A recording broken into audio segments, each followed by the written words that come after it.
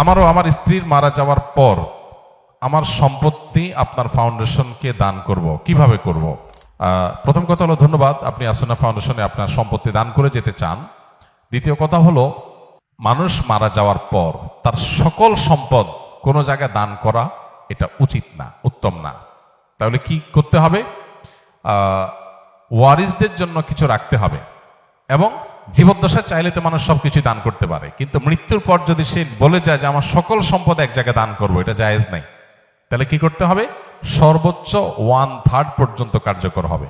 আপনার টোটাল সম্পদের 3 ভাগের 1 ভাগ আপনি টোটালটা দান করার জন্য ওসিয়ত করতে পারবেন। আর জীবদ্দশায় দিলে পুরোটাই আপনি দিতে পারবেন, কিন্তু জীবদ্দশায় পুরোটা দিলে আপনি কতদিন বাঁচবেন, আপনি কিভাবে চলবেন? এই জন্য ব্যালেন্স করতে হবে। শরীয়ত আমাদেরকে আনব্যালেন্স হয়ে কোনো কাজ করতে বলে না। মৃত্যুর পর আপনি আমাদের ফাউন্ডেশনে বা যে কোনো দিনী প্রতিষ্ঠানে আপনি ওয়াকফ করতে চান, খুবই ভালো কথা।